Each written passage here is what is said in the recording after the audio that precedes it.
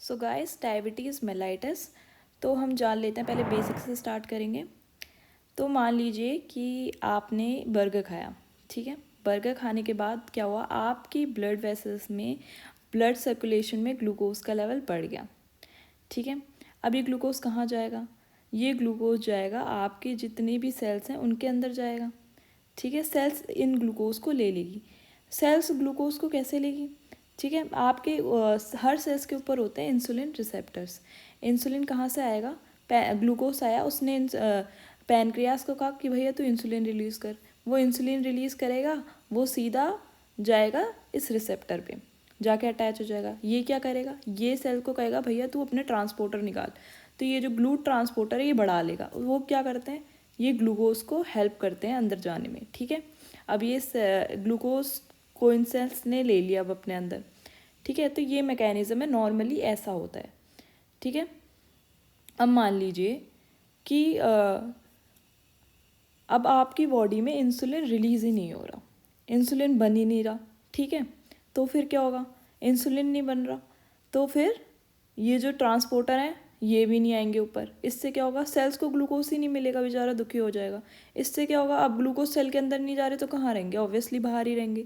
तो इस कंडीशन को कहते हैं हम हाइपरग्लाइसीमिया, ठीक है। ब्लड में ग्लूकोज का लेवल बढ़ गया, इसे कहेंगे हाइपरग्लाइसीमिया। तो भाई अब हम जान लेते हैं ये इंसुलिन आते कहाँ से? इंसुलिन आते हैं पैनक्रियास से। पैनक्रियास में कहाँ से? बीटा सेल से। हमारे दो सेल्स होते हैं, अल्फा सेल्स और beta cell. Alpha cell glucagon बनाते हैं और बीटा सेल इंसुलिन बनाते हैं। तो ग्लूकागॉन कब रिलीज होता है? जब ग्लूकोज इज गॉन, ग्लूकोज नहीं है, ग्लूकोज चला गया, बॉडी में है ही नहीं, ठीक है, तब ये रिलीज होते हैं। और इंसुलिन कब रिलीज होंगे? जब आपने मान लीजिए कुछ खाया या फिर बॉडी में ग्लूकोज का लेवल बढ़ गया, तब आपका इंसुलिन रिलीज होगा। और भी बहुत सारे सेल्स होते हैं इसके अंदर। पहले मेन जो हो गए वो तो आपके हो गए अल्फा सेल और beta cell. Beta cell insulin release करेंगे, ठीक है। और सेल्स होते हैं पीपी एंड एस सेल्स, ठीक है। ये क्या करता है? ये पैनक्रियाटिक पॉलीपेप्टाइड रिलीज़ करता है। और एक और सेल्स होता है, उसका नाम होता है डेल्टा सेल। डेल्टा सेल का काम होता है सोमैटोस्टेटिन। सोमैटोस्टेटिन रिलीज़ करना काम होता है, ठीक है। तो गाइस ये हो गई बात। अब ये देख लेते हैं हम बीटा सेल में इंसुलिन दिखता कैसे है। भैया पहले तो जो इंसुलिन होता है उसकी शक्ल पहले पहले ऐसे होती है। इसको अपन कहते हैं प्री प्रो इंसुलिन। इसमें एन टर्मिनल होता है, बीटा चेन होती है, बी चेन होती है, ए चेन होती है और ये ग्रीन कलर का सी पेप्टाइड होता है। तो जी इसको हम बोलते हैं प्री प्रो इंसुलिन। अब ये प्री प्रो इंसुलिन कहाँ जाएगा? ये जाएगा एंडोप्लाज्मिक रेटिकुलम में, वहाँ पे एन टर्मिनल को निकाल के फेंक दिया जाएगा, बचेगा प्रो इंसुलिन। ये जाएगा गोल्जी अपरेटस में, वो उसको सी पेप्टाइड और इंसुलिन में कन्वर्ट कर देगा। अब ये दोनों चीज़ें एक साथ रिलीज़ होती हैं, ठीक है। जब भी इंसुलिन रिलीज़ होगा सी पेप्टाइड भी रिलीज़ होगा। तो सी पेप्टाइड भी रिलीज़ होगा। इससे क्या पता चलेगा? कि हमारा बीटा सेल इंसुलिन बना रहा है। ब्लड में जब आप सी पेप्टाइड भी देखोगे, इंसुलिन भी देखोगे, तो इससे क्या पता चलेगा? कि बीटा सेल्स इंसुलिन बना रहा है, ठीक है।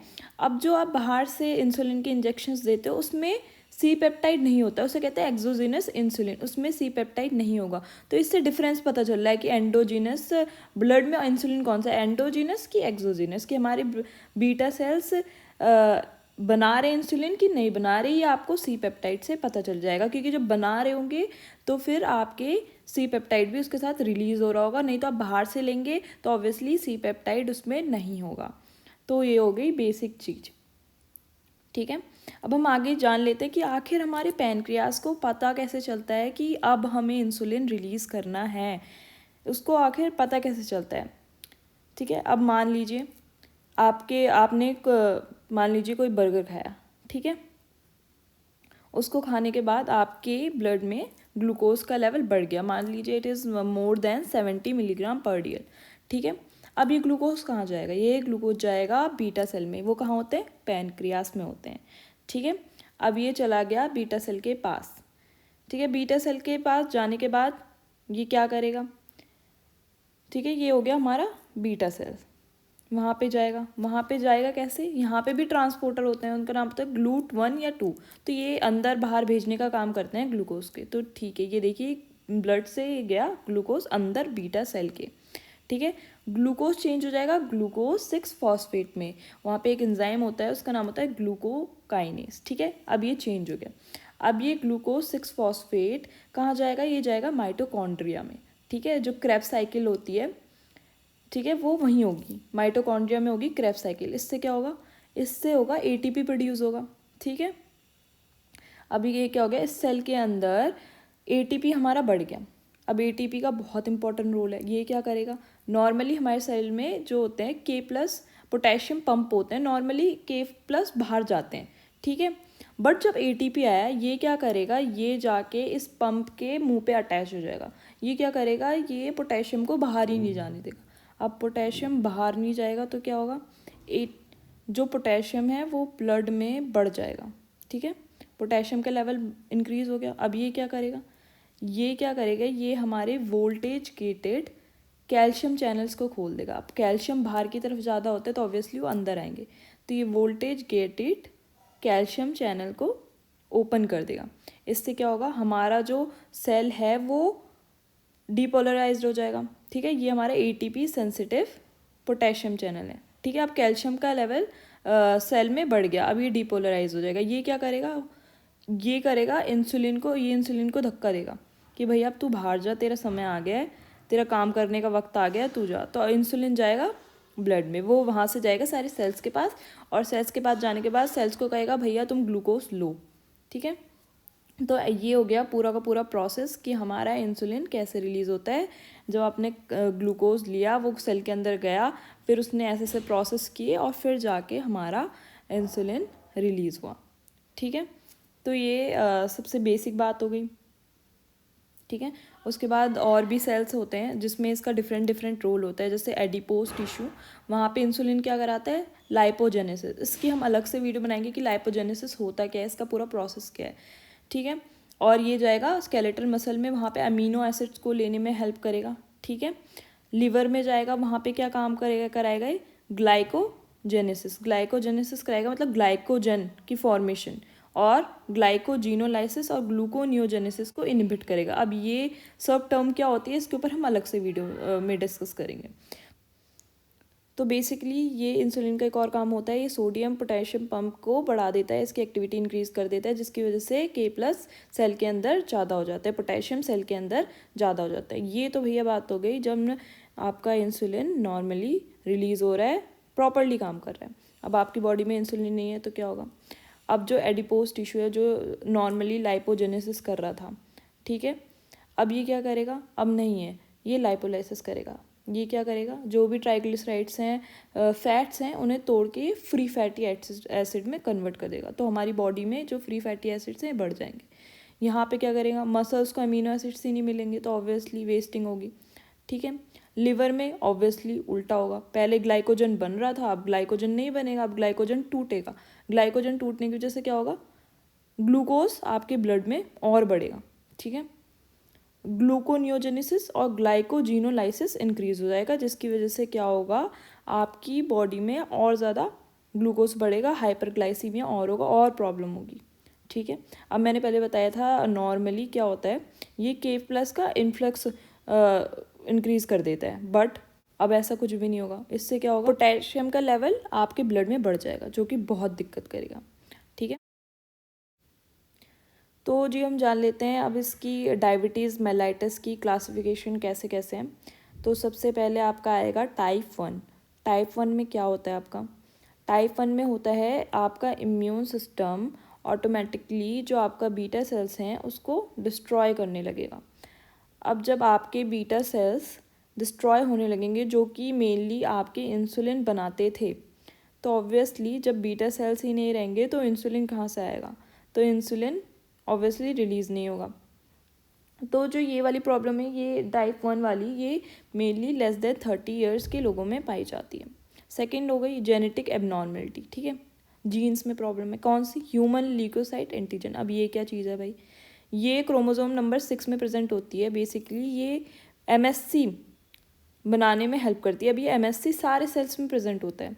अब इसका काम क्या करता है, ये जो होता है ये MSC सारे सेल्स के सर पे होता है। तो ये क्या करता है, ये फॉरेन पार्टिकल आपके सेल के अंदर इन्फेक्ट हुआ तो उसको रिप्रेजेंट करेगा, ठीक है। अब उसको रिप्रेजेंट करेगा तो ये क्या करेगा, T सेल आएगा और वो देख लेगा, वो इससे अटैच होगा और वो क्या करेगा, इसको डिस्ट्रॉय कर देगा, ठीक है। तो ये हो गया, ठीक है। तो इसका एमएससी का मैंने नॉर्मल काम बता दिया कि ये फॉरेन मॉलिक्यूल को रिकॉग्नाइज कर लेता है और सेल्फ टॉलरेंस भी यूज़फुल है। तो ऑब्वियसली होता क्या है, ये सबसे ज़्यादा डायबिटीज़ टाइप 1 का रिस्क होता है जिसमें HLA DR3 और DR4 प्रेजेंट हैं। ठीक है, उनमें ये हाई रिस्क होता है। ठीक है, HLA DR3 और DR4 उन लोगों में हाई रिस्क हो गया टाइप 1 DM का। ठीक है, अब हम सेकंड चीज़ पे आते हैं। सेकंड चीज़ कौन सी है? Type 2 diabetes mellitus. ये कॉमनली सबसे कॉमनली देखा जाता है, 80% केसेस होते हैं इसके। इसका सबसे बड़ा रिस्क फैक्टर है ओबेसिटी। ठीक है, अब क्या होता है इसमें, क्या होता है एडिपोज टिश्यूज़ जो होते हैं वो बढ़ जाते हैं, ये सेल्स बढ़ जाते हैं तो ये क्या करते हैं एडिपोकाइंस रिलीज़ करते हैं। एडिपोकाइंस क्या रिलीज़ करेंगे? इंटरल्यूकिन 1 और ट्यूमर नेक्रोटिक फैक्टर अल्फ़ा। ठीक है, अब ये बेसिकली इन्फ्लेमेशन क्रिएट करेंगे। ये क्या करेंगे, ये सेल्स को लेने ही नहीं देंगे, ये इंसुलिन को लेने ही नहीं देंगे। ये कहेंगे, ये देखिए ये जो सेल है, ये इंसुलिन तो आपके बॉडी में प्रेजेंट होगा बट ये जो सेल्स हैं ये इंसुलिन को अंदर ही नहीं ले पाएंगे। ठीक है, ये ऐसा रेजिस्टेंस क्रिएट कर देते हैं जो एडिपोज सेल्स होते हैं। ठीक है, तो ये बेसिक फंडा ये हो गया।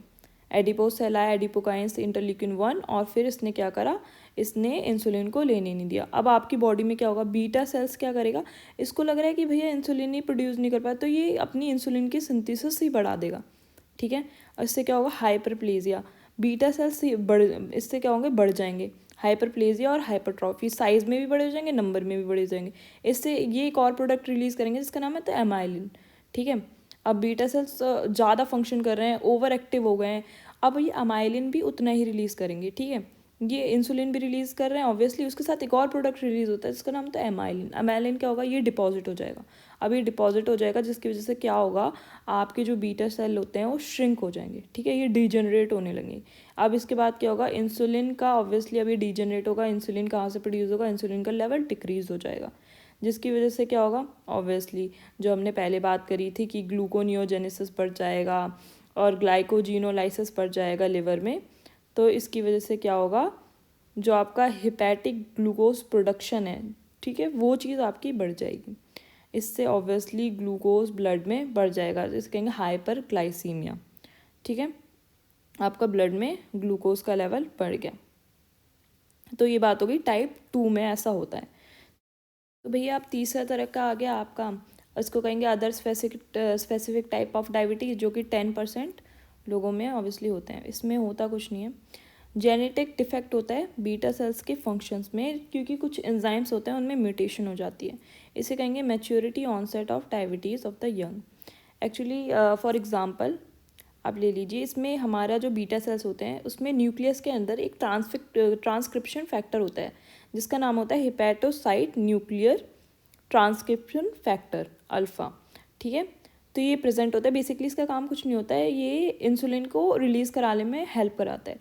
तो अगर इस ट्रांसक्रिप्शन फैक्टर में म्यूटेशन है तो ऑब्वियसली इंसुलिन रिलीज़ नहीं होगा। तो ऐसे और भी कॉजेस होते हैं, बहुत सारे कॉजेस होते हैं। उनमें से एक कॉज ये है कि HNF4 अल्फ़ा का म्यूटेशन हो जाएगा। ठीक है, तो ये एक टाइप ये हो गया। ठीक है, अब हम फोर्थ पे आते हैं, उसका नाम होता है जेस्टेशनल डायबिटीज़ मेलाइटस, मतलब जो प्रेगनेंसी में डायबिटीज़ होता है।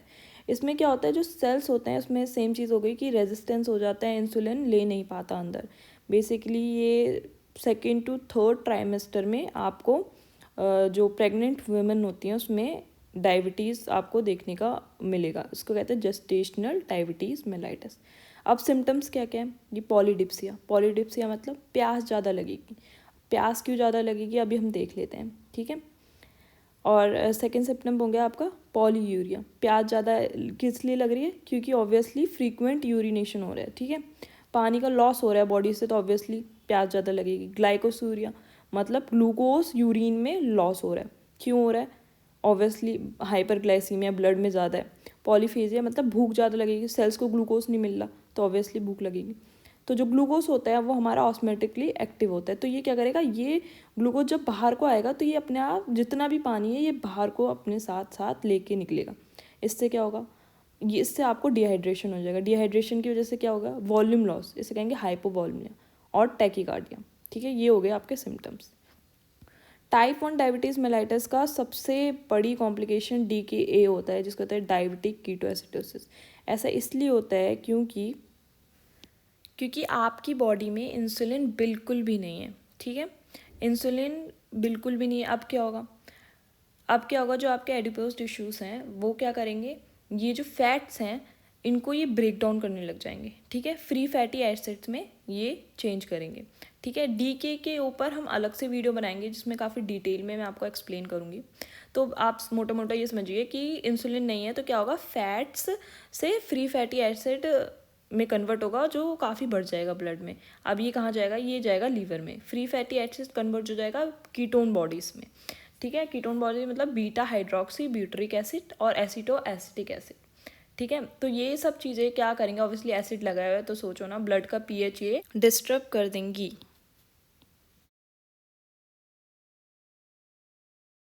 ठीक है। ये हम बाद में डिटेल में डिस्कस करेंगे। तो बेसिकली जो फ्री फैटी एसिड्स हैं वो लिवर ने क्यों कन्वर्ट किए कीटोन्स में, तो सबसे बड़ा मसला ये था कि कीटोन्स में इसलिए कन्वर्ट किए ताकि ये जो है कीटोन यूटिलाइज कर सकते हैं सेल्स, ठीक है। और बट इसका पंगा ये हो गया कि pH इसने डिस्टर्ब कर दिया है, बहुत बड़ी प्रॉब्लम क्रिएट कर सकता है, जो कि मैं आपको नेक्स्ट वीडियो में एक्सप्लेन करूँगी। पूरा DKA की ट्रीटमेंट एंड जो भी सिम्टम्स हैं वो सब हम नेक्स्ट वीडियो में देखेंगे, ठीक है।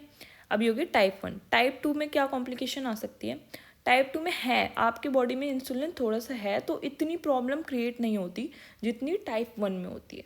तो ये क्या करेगा, टाइप 1 में 2 में DKA रेयर होता है, पर टाइप 2 में hyper glycaemic hyper osmolar state create हो जाती है। तो इसमें होता क्या है, इसमें होता ये है कि जो आपकी बॉडी में जो आपके ब्लड में आपका ब्लड में जो ग्लूकोज है, जो हाइपरग्लाइसीमिया हो रखा है, ग्लूकोज बढ़ा हुआ है, तो ये क्या करेगा, ये सेल्स के अंदर से पानी को खींच लेगा। ऑब्वियसली H2O को इसने खींच लिया, डिहाइड्रेशन क्रिएट कर दी इसने।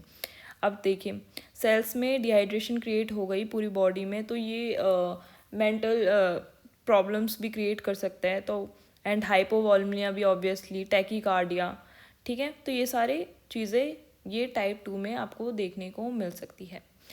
तो बाकी हम सिम्टम्स वगैरह नेक्स्ट वीडियो में डिस्कस करेंगे, डायग्नोसिस, सिम्टम्स एंड ट्रीटमेंट। तब तक के लिए share, like and subscribe and all the best.